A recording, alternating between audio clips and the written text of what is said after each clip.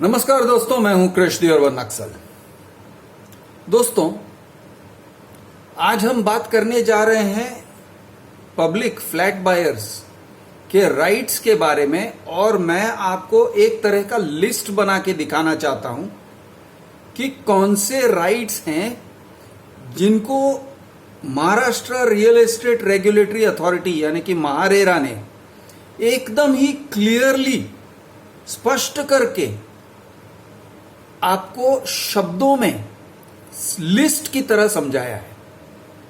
अब दोस्तों, मैं आपसे ये कहना चाहता हूं कि अगर कोई अथॉरिटी, जैसे कि महारेरा एक अथॉरिटी है, वो अथॉरिटी आपको आपके अधिकार लिखकर समझाता है, लिस्ट बना के स्पष्ट भाषा में, किसी भी तरह के वेगनेस नहीं है, और यानी कोई भाषा में बहुत ज्यादा गड़बड़ी नहीं है, उस चीज को समझने का ड्यूटी तो आपका बनता ही है।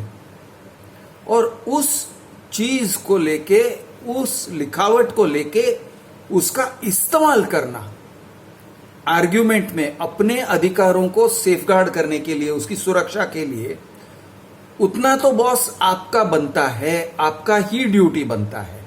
फिर आप ये नहीं कह सकते हो नहीं नहीं वो काम भी कोई और करेगा, मैं तो ऐसे ही पपलू बन के जाऊंगा, पपलू बन के बिल्डर के ऑफिस में जाऊंगा, बिल्डर ने कुछ कह दिया, मैंने सुन लिया, मैंने समझ लिया, या गलत समझ लिया, जो बिल्डर ने मुझे गलत समझाया और मैंने साइन कर डाला, भगवान मुझे बचाए।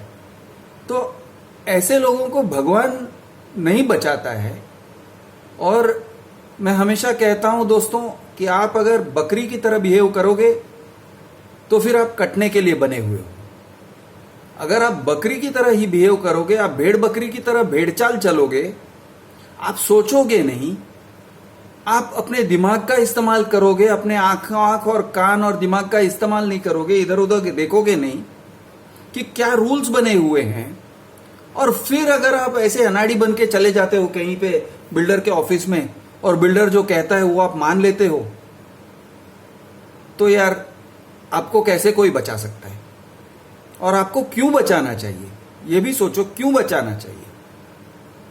फिर तो जो आफत आनी है आपके ऊपर, आप उसे डिजर्व करते हो। यानी सुरक्षा का सामान होते हुए, सामने होते हुए, स्पष्ट होते हुए, उसका अगर आप इस्तेमाल नहीं करोगे, क्या करना है?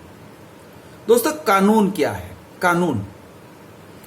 कानून कमजोर को ताकतवर से बचाने का एक सामाजिक तरीका है। कानून ताकतवर को नहीं बचाता है। ताकतवर को कानून की कोई जरूरत नहीं है, क्योंकि उसके पास बाहुबल है। बचाने की जरूरत कमजोर को है।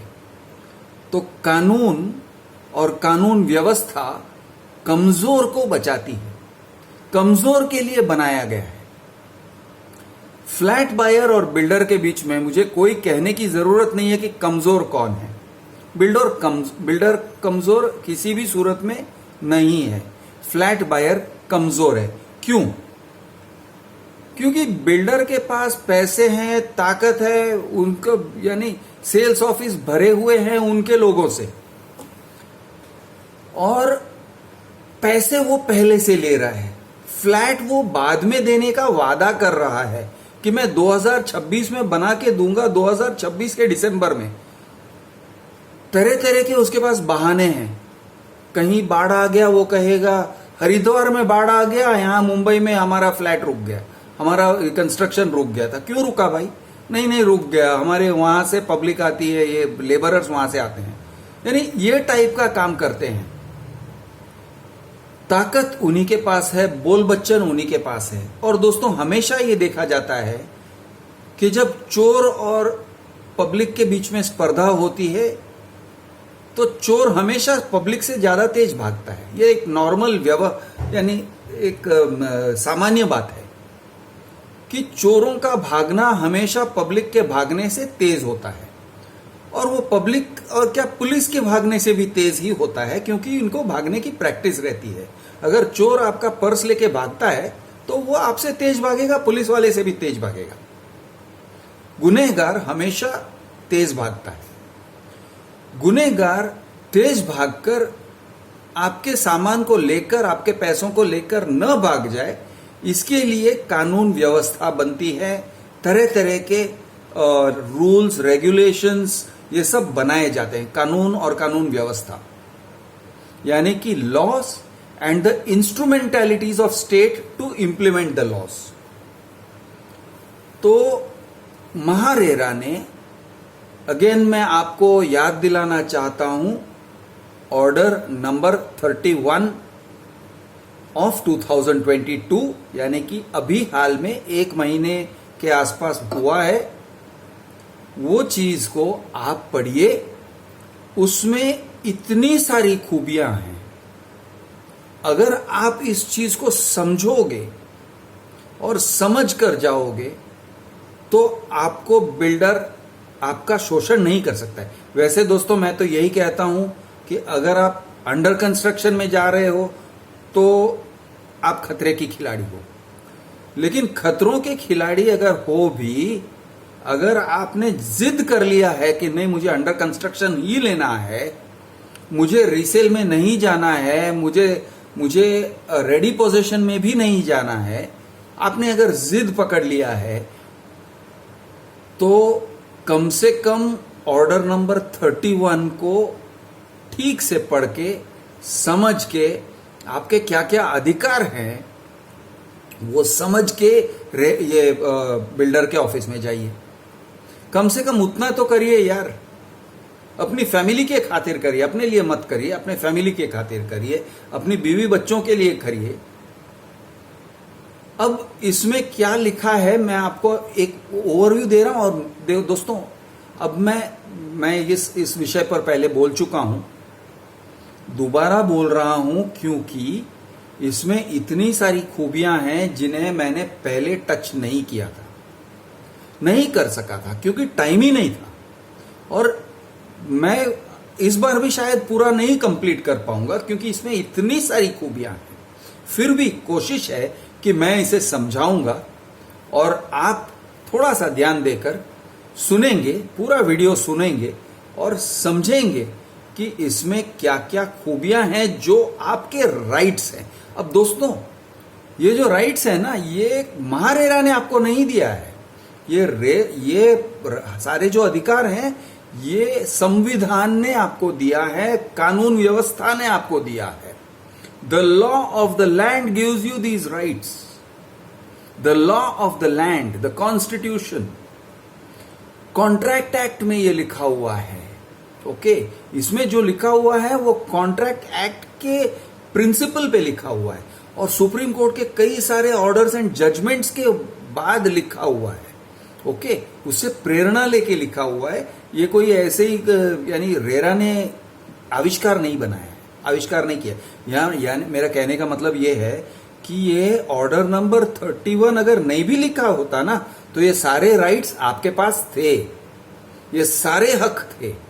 लेकिन ऑर्डर नंबर 31 में क्या किया है, वो सारे हक को एक जगह पे संग्रहित किया है, एक लिस्टिंग किया है और उसको थोड़ा सा इंटरप्रेट किया है। क्योंकि कभी कभी क्या होता है, दो ऑपोजिट साइड्स हैं, एक साइड बिल्डर है, एक साइड अलॉटी है, तो भाई दोनों का इंटरेस्ट देखना होता है।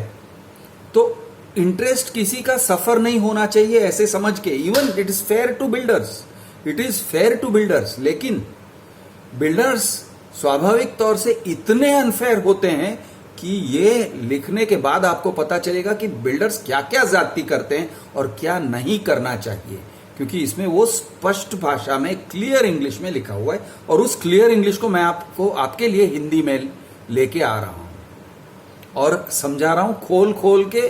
दोस्तों ये थाली है, खाने का थाली पिरसा हुआ है अपने रेरा के इस ऑर्डर में, और मैं दोस्तों ये थाली में से निवाला निकाल के आपके मुंह में डाल रहा हूं। अब यार इतना तो समझो, इतना तो आप दिमाग में उतारोगे क्या? क्योंकि यार आपके मुंह में अभी मैं आपके लिए मैं ही खाऊं क्या, और मैं ही उसको डाइजेस्ट भी करूं क्या? कम से कम यार खाने के निवाले को चबाने का काम तो आप करो यार।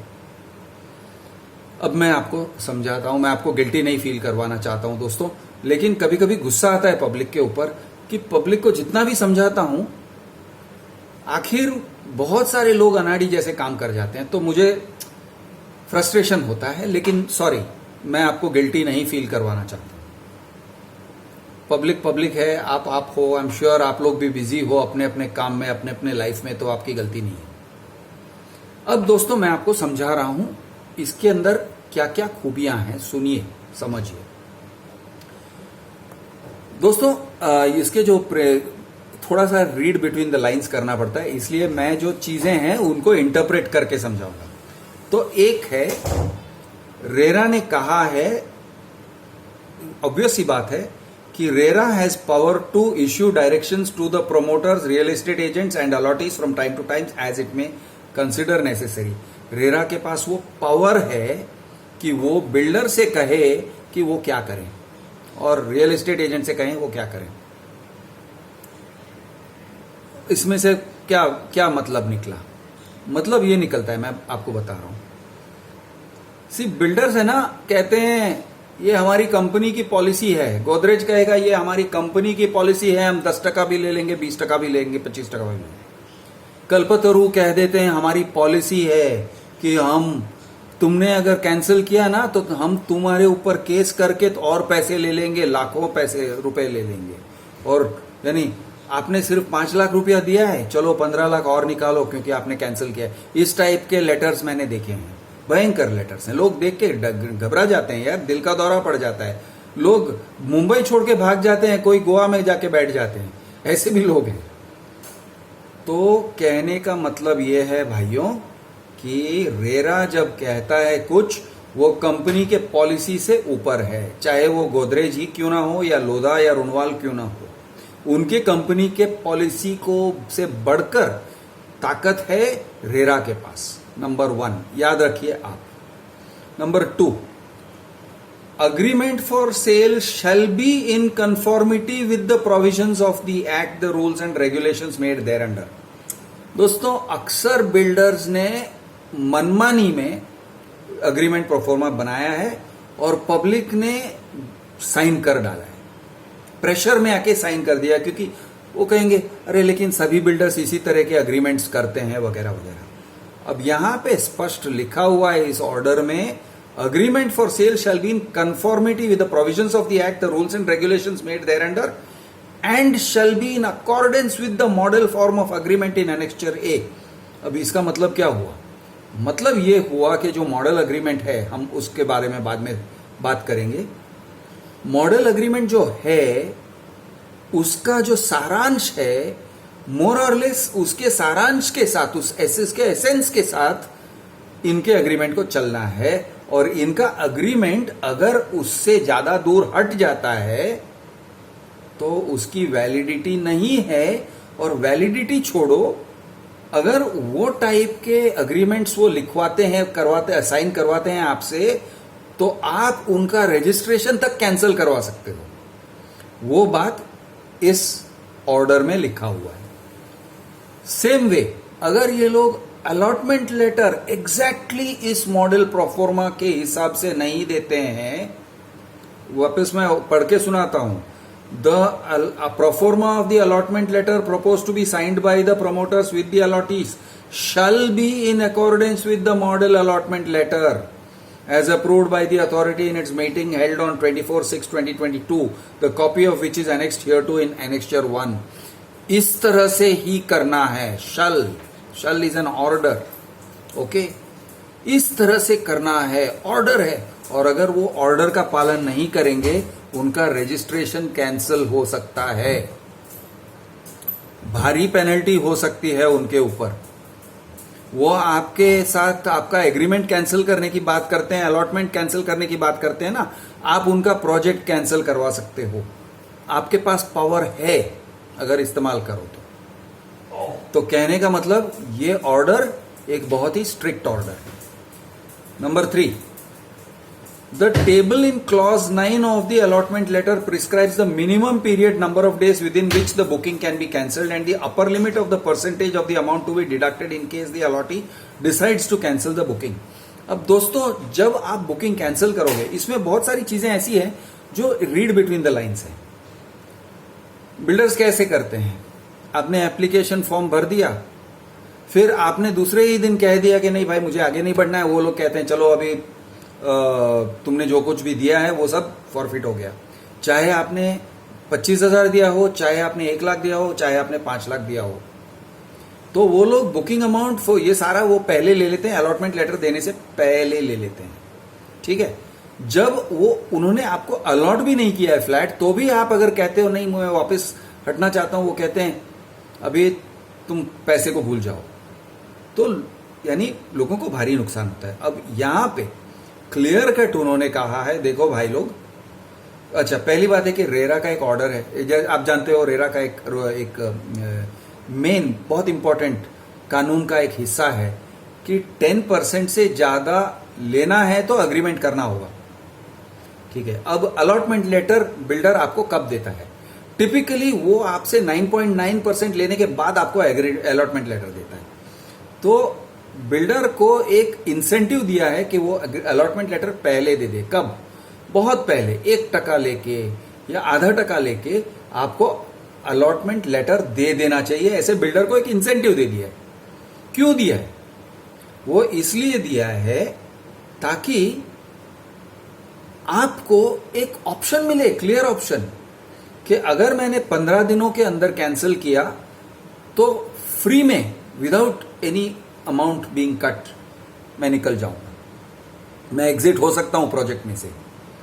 अगर उसके बाद 15 दिन से 1 महीने तक मैंने टाइम लगाया और फिर यानी 16 से डे 30 तक मैंने विड्रॉ किया, तो भैया मेरा 0.5% कट जाएगा, 0.5% ऑफ द कंसिडरेशन वैल्यू, यानी 1 करोड़ पे 50,000 रुपए कट जाएंगे। दूसरे महीने में मैंने कैंसिल किया डे 31 से डे 60 तक, तो 1% कट जाएगा। और अरे सॉरी, हाँ करेक्ट, 1% कट जाएगा। और दूसरे महीने के बाद आफ्टर डे 60 कट किया तो मेरे 2% कट जाएंगे। अब यानी कि 1 करोड़ के प्रॉपर्टी पे 2 लाख रुपए आपके कटेंगे। तो आपको एक इंसेंटिव मिल रहा है, आपको दोस्तों एक इंसेंटिव भी मिल रहा है और आपको एक आपके लिए एक वार्निंग भी है। इंसेंटिव ये है और आपके लिए एक प्लस ये है कि क्लियर कट 2% से ऊपर किसी भी सूरत में वो आपसे जब्त नहीं कर सकते हैं। क्योंकि ऐसे बहुत सुनने में आता है कि 10% भी जब्त करने की बात करते हैं, 20% भी जब्त करने की बात करते हैं। तो रेरा ने कहा ये सब छोड़ दो, 2% से ऊपर जब्त करना मना है अंडर एनी सर्कमस्टेंसेस, जब तक अग्रीमेंट नहीं होता है। ठीक है, जब तक अग्रीमेंट नहीं होता है। अब अग्रीमेंट के बाद क्या होता है वो स्टोरी हम दूसरे किसी वीडियो में डिस्कस करेंगे। ये सारा जो डिस्कशन हो रहा है एग्रीमेंट से पहले, यानी ऐसे सोच लो कि आपने लड़की देखी तब से लेके शादी होने तक, अब शादी हो गया, 7 फेरे फिर लिए, उसके बाद दोस्तों स्टोरी बदलता है। आप भी जानते हो, मैं भी जानता हूं कि शादी के बाद का स्टोरी अलग रहता है। तो ये शादी के पहले की स्टोरी है। ठीक है, तो ये जो उन्होंने क्लियर कट कहा है कि देखो, अगर बिल्डर ने आपको पहले ही अलॉटमेंट लेटर दे दिया, यानी आप टोकन स्वाइप करके आते हो 25,000 के लिए और बिल्डर ने आपको अलॉटमेंट लेटर दे दिया, तो पहले जल्दी से आप पढ़ लो। अलॉटमेंट लेटर के साथ में वो आपको देना चाहिए। ओके, इसमें लिखा हुआ है अलॉटमेंट लेटर बनेगा ये प्रोफॉर्मा से। अलॉटमेंट लेटर के साथ में आपको दिया जाएगा अग्रीमेंट। अग्रीमेंट भी कैसे दिया जाएगा? अग्रीमेंट दिया जाएगा एज पर मॉडल अग्रीमेंट। और अगर model agreement as per model agreement नहीं दिया है तो जो चीज मॉडल एग्रीमेंट से हटके है उसको हाईलाइट करके देना है बिल्डर को। ओके, हाइलाइट्स के साथ आपको भेजेंगे प्रोफॉर्मा एग्रीमेंट। अब दोस्तों वो प्रोफॉर्मा एग्रीमेंट को पढ़ने का ड्यूटी जो है ना, 15 दिनों के अंदर पढ़ के अगर आपको कहना है कि बॉस ये ठीक नहीं है, वो कहना है, तो वो 15 दिनों का जो टाइम मिल रहा है उसको लेने का ड्यूटी आपका है। चलो नहीं हुआ 15 दिनों में, 30 दिन में, तो ठीक है, 0.5% का नुकसान होगा आपका और बिल्डर ले लेगा वो आपसे 0.5% का नुकसान। लेकिन अगर आपने उस 0.5% से कम दिया है तो भाई बिल्डर को, यानी आपने 25,000 ही दिया है तो 25,000 पे उसको खुश होना पड़ेगा। आपने 10,000 दिया है, 10,000 में खुश होना पड़ेगा। लेकिन आपने अगर समय को निकलने दिया और फिर 2 महीने के बाद 3 महीने के बाद आप अगर कहते हो तो आपके 2% तो गए, ये समझो। यानी बिल्डर को एक इंसेंटिव मिल रहा है, उसको एक प्रॉफिट मिल रहा है, क्लियर कट, जीरो नहीं है वो फिर। लेकिन ऑन दी अदर साइड अगर वो 10% तक वेट करता है, अपना अगर वो डिले करता है कि वो आप 9.9% दोगे उसके बाद ही वो अलॉटमेंट लेटर देगा, इसका मतलब आप कभी भी विड्रॉ कर सकते हो। यानी बिल्डर ने अगर अलॉटमेंट लेटर देने में देर कर दी, इसका मतलब आप फ्री हो, इसका मतलब आप विड्रॉ कर सकते हो, यही मतलब निकाला जा सकता है। अच्छा, इसके अलावा बहुत सारे ये प्रोफोर्मा में लिखा हुआ है, आपका गैराज कैसा होगा, ओपन होगा, क्लोज होगा, गैराज नंबर या parking space number, covered parking, open parking, okay, सारा इसमें लिखा हुआ मिलेगा, जो नॉर्मली नहीं होता है। ओके, बिल्डर्स बहुत खेलते हैं इस चीज को लेके, ओपन पार्किंग को लेके, कवर्ड पार्किंग को लेके बहुत खेलते हैं। अब ऐसा कुछ भी नहीं है, ये खेलने का उनका जो स्कोप था वो कम कर दिया। फिर वो और भी क्लियरली लिखते हैं इसी प्रोफोर्मा में कि अगर बुकिंग अमाउंट स्टेजेस में कलेक्ट करना है, वो स्टेजेस अलॉटमेंट लेटर में लिखना चाहिए। और अगर आप अग्री नहीं करते हो, आप पढ़ोगे और आप कहोगे बॉस मैं ये नहीं कर सकूंगा, तो आप कैंसिल कर दो। स्टेजेस कुछ भी कंपलसरी नहीं है, आपने टोकन दे दिया, आपने समझो एक और पेमेंट दे दिया, लेकिन वो समझो 2% या 3% है कंसिडरेशन का, उन्होंने वो लिख के देते हैं कि ये स्टेजेस पे हम देंगे। आप बोलो ये मुझे मान्य नहीं है, कैंसिल, मुझे नहीं चाहिए, मैं 10% को भी मेरे हिसाब से स्टेजेस में दूंगा, और आप अगर नहीं मानते हो तो कैंसिल। तो आपके हाथ में एक बार्गेनिंग पावर आ रहा है। आप सोचो कितनी बड़ी चीज है, 15 दिनों के अंदर कैंसिल कर दो, तो आपके हाथ में बहुत बड़ा पावर आ गया। आप इस तरह से इस चीज का इस्तेमाल कर सकते हो अपनी ताकत बढ़ाने के लिए, अपने पावर के लिए। और वर्स्ट केस समझो आप नहीं कर पाए, सब कुछ हो गया, तो आपके 2% कटेंगे। अलॉटमेंट लेटर आने के बाद आप अगर नेग्लेक्ट करते हो, आप ध्यान नहीं देते हो, आप पढ़ते नहीं हो, आप अनाड़ी बन के जाते हो, तो आपके 2% कटेंगे। लेकिन यह भी एक बेनिफिट है आपके लिए, क्योंकि 10% नहीं कटेंगे, 20% नहीं कटेंगे, चाहे आपने जो कुछ भी दिया हो, सिर्फ 2% कटेंगे। और आप बिल्डर को प्रॉम्प्टली फिर 45 दिन में आपके पैसे रिटर्न करने पड़ेंगे, और अगर नहीं किया तो 10% इंटरेस्ट देगा आपको। अच्छा है। मैं हूं आपका दोस्त कृष्ण अर्बन नक्सल। जय महाराष्ट्र, जय हिंद, जय जवान, जय किसान।